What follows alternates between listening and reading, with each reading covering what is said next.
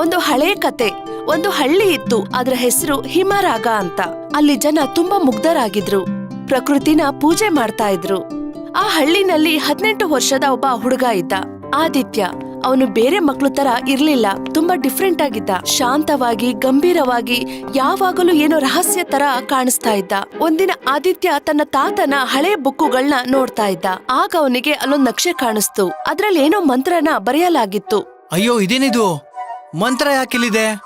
ಈ ಅಲೌಕಿಕ ಬಾಗ್ಲು ಅಂದ್ರೆ ಏನು? ಆ ನಕ್ಷೆನ ನೋಡಿ ಆದಿತ್ಯನ ಉತ್ಸಾಹ ಜಾಸ್ತಿ ಆಯ್ತು. ಅವಾಗ ಅವನಿಗೆ ನೆನ್ಪಾಯ್ತು, ಅವ್ರ ತಾತ ಅವನು ಚಿಕ್ಕವನಿದ್ದಾಗ ಒಂದು ಸ್ಟೋರಿನ ಯಾವಾಗ್ಲೂ ಹೇಳ್ತಾ ಇದ್ರು. ಅದನ್ನ ಪ್ರಾಮಾಣಿಕ ಮಕ್ಕಳು ಮಾತ್ರ ತಿಳ್ಕೋಬಹುದಾಗಿತ್ತು. ಈಗ ನೋಡಿ, ನಮ್ಮ ಆದಿತ್ಯ ರೆಡಿ ಆಗ್ಬಿಟ್ಟ. ಅವನು ಆ ನಕ್ಷೆನ ಓದಿ ಆ ಗುಪ್ತ ಜಾಗನ ತಿಳ್ಕೊತಾನೆ. ಮಾರನೇ ದಿನ ಆದಿತ್ಯ ಈ ಒಂದು ವಿಷಯನ ತನ್ನ ಸ್ನೇಹಿತರ ಹತ್ರ ಹಂಚ್ಕೋತಾನೆ. ಏನೋ ಅಲೌಕಿಕ ಬಾಗಿಲಿನ ಗುಹೆನಾ? ನನಗೆ ನಂಬಕ್ಕೆ ಆಗ್ತಿಲ್ವೋ. ಆ ತರದ್ ಗುಹೆ ಎಲ್ಲ ಇರುತ್ತಾ? ಹಾ, ನನ್ಗೂ ಹಾಗೆ ಅನಿಸ್ತಿದೆ. ಆದ್ರೆ ಆದಿತ್ಯ ಹೇಳ್ತಿದ್ದಾನೆ ಅಂದ್ರೆ ನಿಜ ಇರ್ಬಹುದಲ್ವಾ? ನಿಜ ಅಲ್ದೆ ಇನ್ನೇನು, ನಿಜಾನೇ. ನಾನು ಹೇಗಾದ್ರೂ ಮಾಡಿ ಆ ಗುಹೆನ ಕಂಡು ಹಿಡ್ದೇ ಹಿಡಿತೀನಿ. ಹೇಳಿ, ನೀವಿಬ್ರು ನನಗೆ ಈ ಮಿಷಿನ್ ನಲ್ಲಿ ಕೈ ಜೋಡಿಸ್ತೀರಾ ಇಲ್ವಾ? ಹಾ, ನಾವು ಖಂಡಿತವಾಗ್ಲೂ ನಿನಗೆ ಕೈ ಜೋಡಿಸ್ತೀವಿ. ಆ ಹಳ್ಳಿಲಿದ್ದ ರಹಸ್ಯನ ಹುಡ್ಕೋದಿಕ್ಕೆ ಈ ಮಕ್ಳೆಲ್ಲ ತಯಾರಾದ್ರು. ಎಲ್ರೂ ಹೊರಟ್ರು. 3 ಜನನು ನಕ್ಷೆ ಜೊತೆ ಕಾಡಿನ ಕಡೆ ಹೊರಟ್ರು. ದಟ್ಟವಾದ ಕಾಡು ಮತ್ತೆ ರಸ್ತೆ ತುಂಬಾ ಕಠಿಣವಾಗಿತ್ತು. ಆದ್ರೆ 3 ಜನನು ಹಠವಾದಿಗಳು. ಗಂಟೆಗಟ್ಲೆ ನಡೆದ್ಮೇಲೆ ಅವ್ರಿಗೊಂದು ಗುಹೆ ಕಾಣಿಸ್ಕೊಳ್ತು. ನಕ್ಷೆಲ್ ಹೇಗಿತ್ತೋ ಹಾಗೆ ಅದ್ರ ಬಾಗ್ಲ ಮೇಲೆ ಒಂದ್ ಗುರ್ತಿತ್ತು. ಅದು ಸತ್ಯ, ಸಾಹಸ ಮತ್ತು ಕರುಣೆಯಿಂದ ಕೂಡಿದವ್ರಿಗೆ ಈ ಬಾಗ್ಲನ್ನ ತೆಗಿಬಹುದು. ಇವಾಗ ಏನ್ ಮಾಡೋದು ಫ್ರೆಂಡ್ಸ್? ಏನ್ ಮಾಡೋದು ಅಂದ್ರೆ ಏನು? ಬನ್ನಿ ಒಳಗಡೆ ಹೋಗಿ ನೋಡೋಣ. ಆದ್ರೆ ಇದ್ರ ಮೇಲೆ ಬರ್ದಿರೋ ಪ್ರಕಾರ ನಮ್ಗೆಲ್ರಿಗೂ ಯಾವ್ದಾದ್ರು ಗುಣ ಇರ್ಬೇಕಲ್ವಾ? ಆಗ್ಲೇ ನಾವ್ ಇದನ್ನ ದಾಟ್ಬೋದು ತಾನೆ. ನೋಡಿ ಗೆಳೆಯರೆ, ನಾವು 3 ಜನ ಅಟ್ ಎ ಟೈಮು ಈ ಗುಹೆನ ಹುಡ್ಕೊಂಡ್ ಬಂದ್ವಲ್ಲ, ಬಂದಾಗಿದೆ. ಅದ್ರ ಪ್ರಕಾರ ಈಗ ನಾವೆಲ್ಲ ಸಾಹಸಿಗಳು.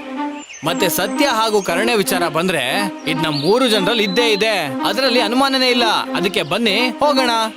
ಆದಿತ್ಯನ ಮಾತನ್ನ ಕೇಳಿದ್ಮೇಲೆ ಅವ್ರ ಫ್ರೆಂಡ್ಸ್ ಇಬ್ರಿಗೂ ಇನ್ನೂ ನಂಬಿಕೆ ಬಂತು. ಆ ಬಾಗಿಲ ಎದುರುಗಡೆ 3 ಜನನು ಒಬ್ರು ಕೈನ ಒಬ್ರು ಹಿಡಿದುಕೊಂಡು ಮಂತ್ರನ ಜಪಿಸೋದಿಕ್ಕೆ ಶುರು ಮಾಡಿದ್ರು. ಆಗ ಚಮತ್ಕಾರ ನಡೀತು. ಆ ಗುಹೆಯ ಬಾಗಿಲು ಓಪನ್ ಆಯ್ತು. 3 ಜನನು ಒಳಗಡೆ ಹೋದ್ರು. ಅವರು ಒಳಗಡೆ ಹೋದ್ಮೇಲೆ ಅಲ್ಲಿ ಒಂದು ಪ್ರಕಾಶವಾದ ಬೆಳಕು ಕಾಣಿಸ್ಕೊಳ್ತು. ಅವರು ಇನ್ನೊಂದು ಪ್ರಪಂಚಕ್ಕೆ ಕಾಲಿಟ್ಟಿದ್ರು. ಅಲ್ಲಿ ಮರಗಳು ಮಾತಾಡ್ತಿದ್ವು, ನದಿ ಹಾಡ್ತಾ ಇತ್ತು, ಮತ್ತೆ ಆಕಾಶದಲ್ಲಿ 3 ಚಂದ್ರಗಳು ಇತ್ತು. ಆದಿತ್ಯ, ಇದೆಲ್ಲ ಏನೋ? ಅಯ್ಯೋ, ಇದೆಂತ ಒಂದು ಕನ್ಸ್ ತರ ಅನ್ಸ್ತಾ ಇದೆ. ಆ 3 ಜನನು ಹೊಸ ಪ್ರಪಂಚನ ನೋಡ್ತಿದ್ದಾಗೆ ಒಂದು ಶಬ್ದ ಕೇಳಿಸ್ತು. ನೀವೆಲ್ಲ ಇಲ್ಲಿ ಬಂದಾಗಿದೆ ಅಂದ್ಮೇಲೆ ಈ ಅಲೌಕಿಕ ಬಾಗ್ಲು ನಿಮ್ಗೋಸ್ಕರ ಕಾಯ್ತಾ ಇತ್ತು ಅನ್ಸುತ್ತೆ. ಅಯ್ಯೋ, ಈ ಧ್ವನಿ ಯಾರ್ದಪ್ಪ? ಆ 3 ಜನ ಹಿಂದೆ ತಿರುಗಿ ನೋಡಿದಾಗ ಅಲ್ಲಿದ್ದ ಒಂದು ಮರ ಮಾತಾಡ್ತಿತ್ತು. ಹೆದರ್ಕೊಳ್ಳೋ ಅವಶ್ಯಕತೆ ಇಲ್ಲ, ನೀವೆಲ್ರೂ ಇಲ್ಲಿ ಸುರಕ್ಷಿತವಾಗಿದ್ದೀರಾ. ಆದ್ರೆ ನೀವ್ ಯಾಕೆ ಇದನ್ನ ಹೇಳಿದ್ರಿ, ನಮ್ಮನ್ನ ಕಾಯ್ತಾ ಇತ್ತು ಅಂತ? ಯಾಕಂದ್ರೆ ಈ ಪ್ರಪಂಚದಲ್ಲಿ ಕಾಲರಾತ್ರಿ ಅನ್ನೋ ಒಂದು ಭಯಂಕರ ಅಂಧಕಾರ ನಡೀತಾ ಇದೆ. ಈ ಪ್ರಪಂಚ ಪಕ್ಷಿಗಳು ಮತ್ತೆ ಅನ್ಯಜೀವಿಗಳಿಗೋಸ್ಕರ ಮಾಡಿತ್ತು. ಆದ್ರೆ ಕಾಲರಾತ್ರಿ ರಾಕ್ಷಸ ಇದನ್ನ ಆಕ್ರಮಣ ಮಾಡಿದ್ದಾನೆ. ಅದ್ರ ಕಾರಣದಿಂದಾಗಿ ಈ ಪ್ರಪಂಚ ದೂಷಿತವಾಗ್ತಾ ಇದೆ ಮತ್ತೆ ನಿಧಾನವಾಗಿ ನಾಶವಾಗ್ತಾ ಇದೆ. ನಿಜಾನಾ? ಹಾ, ಆದ್ರೆ ನೀವು 3 ಜನ ಇಷ್ಟು ವರ್ಷಗಳಾದ್ಮೇಲೆ ಈ ಬಾಗಿಲನ್ನ ದಾಟ್ಕೊಂಡು ಬಂದಿದ್ದೀರಾ. ಇದರ ಅರ್ಥ ಕಾಲರಾತ್ರಿಯ ಅಂತ್ಯ ಆಗುತ್ತೆ ಅಂತ. ನೀವು 3 ಜನ ಒಂದಾಗಿ ಈ ಪ್ರಪಂಚವನ್ನ ಕಾಪಾಡಬಹುದು, ನಿಮ್ಮಿಂದ ಆಗುತ್ತೆ. ನೀವೇನ್ ಮಾಡ್ಬೇಕು ಅಂದ್ರೆ ಆ ಕಾಲರಾತ್ರಿಯ ಗುಹೆಯನ್ನ ಹುಡುಕ್ಬಿಟ್ಟು ಅದನ್ನ ನಾಶ ಮಾಡ್ಬೇಕು. ಆ ಜಾದು ಮರದ ಮಾತನ್ನು ಕೇಳಿದ ಆ 3 ಜನ ಸ್ನೇಹಿತರು ಕಾಳರಾತ್ರಿಯ ರಹಸ್ಯವನ್ನು ತಿಳಿಯೋದಿಕ್ಕೆ ಮುಂದೆ ಹೊರಟರು. ಆ ರಸ್ತೆ ತುಂಬಾ ಕಠಿಣವಾಗಿತ್ತು. ಆದ್ರೆ ಆ ರಸ್ತೆನ ಅವರು ದಾಟಕ್ಕೋಸ್ಕರ ಆ ಜಾದು ಮರ ಆ 3 ಜನಕ್ಕೂ ಬೇರೆ ಬೇರೆ ಶಕ್ತಿನ ಕೊಟ್ಟಿತ್ತು. ಅದನ್ನ ರಕ್ಷಾಶಸ್ತ್ರ ಅಂತ ಕರಿತಾ ಇದ್ರು. ಜಾದು ಮರದ ಮಾತನ್ನು ಕೇಳಿದ 3 ಜನ ಸ್ನೇಹಿತರು ಆ ಗುಪ್ತ ರಹಸ್ಯ ಸ್ಥಳಕ್ಕೆ ಹೊರಟ್ರು. ಆದ್ರೆ ಅವರಿಗೆ ತಿಳಿದಿರ್ಲಿಲ್ಲ ಆ ಕಾಳರಾತ್ರಿಯ ಸೇವಕ ಅವ್ರ ಮೇಲೆ ಕಣ್ಣಿಟ್ಟಿದ್ದಾನೆ ಅಂತ. ಅವನು ಯಾವುದೇ ಕ್ಷಣದಲ್ಲಿ ಇವ್ರನ್ನ ನಿಲ್ಲಿಸಬಹುದಾಗಿತ್ತು. ಮತ್ತೆ ಆ ಯಾತ್ರದ ಬಾಗಿಲಲ್ಲಿ ಒಬ್ಳು ರಹಸ್ಯಮಯವಾದ ಹುಡುಗಿ ಕಾಣಿಸ್ಕೊಂಡ್ಲು. ಮತ್ತವಳು ಹೇಳಿದ್ಲು, ನಾನು ಕೂಡ ಕಾಳರಾತ್ರಿಯ ಅಂತ್ಯ ಮಾಡೋದಿಕ್ಕೋಸ್ಕರ ಬಂದಿದ್ದು ಅಂತ. ಹಾಗಿದ್ರೆ ನೀನ್ ಹೇಳ್ತಿರೋದು ನೀನು ಕೂಡ ನಮ್ ಜೊತೆ ಇದೆಯಾ ಅಂತ? ಹಾ. ಆದ್ರೆ ನೀನ್ ಯಾರು ಅಂತ ನಮ್ಗೆ ಗೊತ್ತೇ ಇಲ್ವಲ್ಲ. ಆದ್ರೂ ನಾವು ನಿಮ್ಮನ್ನ ಹೇಗ್ ನಂಬೋದು?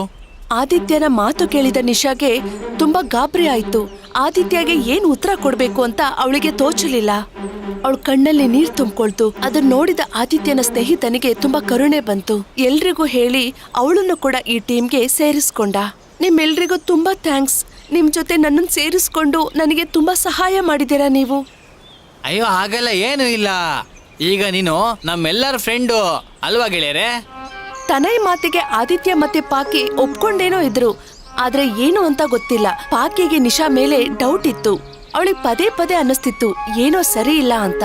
ನೋಡ್ತಾ ನೋಡ್ತಿದ್ದ ಹಾಗೆ ದಿನ ಕಳೀತಾ ಹೋಯ್ತು. ನಿಶಾ ತನೈ ಜೊತೆ ತುಂಬಾನೇ ಕ್ಲೋಸ್ ಆಗಿ ಮೂವ್ ಮಾಡ್ತಾ ಇದ್ಲು. ಅವಳ ಬಲೆನಲ್ಲಿ ಅವನನ್ನ ಬೀಳಿಸ್ಕೊಳಕ್ ನೋಡ್ತಾ ಇದ್ಲು. ಆದಿತ್ಯ, ಈ ನಿಶಾ ತನೈ ಜೊತೆ ತುಂಬಾ ಕ್ಲೋಸ್ ಆಗಿದ್ದಾಳಲ್ವಾ? ಹಾ, ನಾವು ಸ್ವಲ್ಪ ಹುಷಾರಾಗಿರ್ಬೇಕು.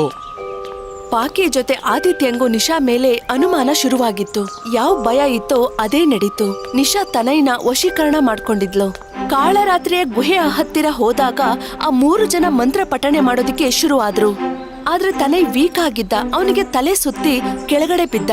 ಅದ್ರ ಪರಿಣಾಮದಿಂದ ಕಾಳರಾತ್ರಿ ಗುಹೆಯ ಅಂತ್ಯವಾಗುವ ಬದಲು ಅದು ಓಪನ್ ಆಯ್ತು. ಇವಾಗ ನನ್ ಕೆಲ್ಸ ಪೂರ್ತಿ ಆಯ್ತು. ನಾನ್ ಮಾಡ್ಬಿಟ್ಟೆ. ನಾನ್ ನಿಮ್ಮನ್ನ ತಡೆದೆ ಮತ್ತೆ ಕಾಳರಾತ್ರಿನ ಮುಕ್ತಗೊಳಿಸ್ದೆ. ಅಂದ್ರೆ ನೀನ್ ಯಾರು? ನಾನು ಕಾಳರಾತ್ರಿಯ ಸೇವಕಿ. ನಾನ್ ನಿಮ್ಮನ್ನ ತಡಿಬೇಕು ಅಂತಾನೆ ಬಂದಿದ್ದು. ನಿಶಾ ಮಾತ್ ಕೇಳಿದ ಅವರು ಅಲ್ಲೇ ದಂಗ್ ಬಡ್ದು ನಿಂತ್ರು. ಅವರಿಗೆಲ್ಲ ಏನ್ ಮಾಡ್ಬೇಕು ಅಂತ ಅರ್ಥನೇ ಆಗ್ಲಿಲ್ಲ. ಈಗ ಕತ್ಲೆ ಎಲ್ಲಾ ಕಡೆ ಹರಡಿತ್ತು. ನಿಶಾ ಅಲ್ಲಿಂದ ಹೊರಟಿದ್ಲು. ಆದಿತ್ಯ, ತನೈ ಮತ್ತೆ ಪಾಕಿಗೆ ವಿಶ್ವಾಸಘಾತುಕ ಆಗಿತ್ತು. ಆದ್ರೆ ಅವರು ಸೋಲನ್ನು ಒಪ್ಕೊಳ್ಳಕ್ಕೆ ರೆಡಿ ಆಗಿರ್ಲಿಲ್ಲ. ಫ್ರೆಂಡ್ಸ್, ಇವಾಗ ನಾವೇನ್ ಮಾಡೋದು? ಕಾಳರಾತ್ರಿ ಅಂಧಕಾರ ಎಲ್ಲಾ ಕಡೆ ಹಬ್ಬಿದೆ. ಗೆಳೆಯರೆ, ಹೆದರ್ಕೊಳ್ಳೋ ಅವಶ್ಯಕತೆ ಏನೂ ಇಲ್ಲ. ಬನ್ನಿ ಈಗ ಮತ್ತೆ ಮಂತ್ರವನ್ನ ಓದೋಣ. ನಾವು ಈಗಲೂ ಸಹ ಗೆಲ್ಬಹುದು. ಹಾ, ನೀನ್ ಸರಿಯಾಗಿ ಹೇಳಿದೆ ಕಣೋ. ಆದಿತ್ಯನ ಮಾತನ್ನು ಕೇಳಿದ್ಮೇಲೆ ಎಲ್ರಿಗೂ ಉತ್ಸಾಹ ಆಗಿತ್ತು. 3 ಜನನು ಕಣ್ಮುಚ್ಚಿ ಮಂತ್ರ ಪಠಣೆ ಮಾಡೋದಿಕ್ಕೆ ಶುರು ಮಾಡಿದ್ರು. ತಂಪಾದ ಗಾಳಿ ಬೀಸೋದಿಕ್ಕೆ ಶುರುವಾಯ್ತು. ಆಕಾಶದಿಂದ ಒಂದು ಹೊಳಪು 3 ಜನನ್ನು ಕವರ್ ಮಾಡ್ತು. 3 ಜನನು ಕಣ್ಬಿಟ್ಟು ನೋಡಿದಾಗ ಆದಿತ್ಯನ ಕೈಯಲ್ಲಿ ಒಂದು ದಿವ್ಯ ರಕ್ಷಾ ಅಸ್ತ್ರ ಇತ್ತು. ಆ ಶಸ್ತ್ರನ ತೆಗೆದುಕೊಂಡು ಆದಿತ್ಯ ತನ್ನ ಶಕ್ತಿಯನ್ನೆಲ್ಲ ಉಪಯೋಗಿಸಿ ಕಾಳರಾತ್ರಿಯ ಆ ಗುಹೆಯೊಳಗೆ ಎಸೆದ. ಅದ್ರ ಫಲಿತಾಂಶ ಏನಾಗಿತ್ತಂದ್ರೆ ಕಾಳರಾತ್ರಿಯ ಗುಹೆ ಒಡೆದು ಬಿತ್ತು. ಅದ್ರ ಛಾಯೆ ನಾಶ ಆಯ್ತು. ನಾವು ಗೆದ್ಬಿಟ್ವಿ ಗೆಳೆಯರೆ. 3 ಜನ ಫ್ರೆಂಡ್ಸ್ ಸಂಭ್ರಮಿಸ್ತಾ ಇದ್ರು. ಆಗ ಆ ಜಾದು ಮರ ಅಲ್ಲಿಗೆ ಪ್ರಕಟ ಆಯ್ತು. ಅದು ಮಾತಾಡ್ತಾ ಹೇಳ್ತು, ಶಬ್ಬಾಷ್ ಮಕ್ಕಳೇ, ನೀವೆಲ್ಲ ಸಾಬೀತುಪಡಿಸ್ಬಿಟ್ರಿ. ಸ್ವಚ್ಛ ಮನಸ್ಸಿಂದ ಹೋರಾಟ ಮಾಡಿದ್ರೆ ಎಲ್ಲ ಅಂಧಕಾರವನ್ನ ನಾಶ ಮಾಡ್ಬೋದು ಅಂತ. ಆ ವೃಕ್ಷ ದೇವರ ಮಾತನ್ನು ಕೇಳಿದ ಆ 3 ಜನ ತುಂಬಾ ಸಂತೋಷ ಪಟ್ರು.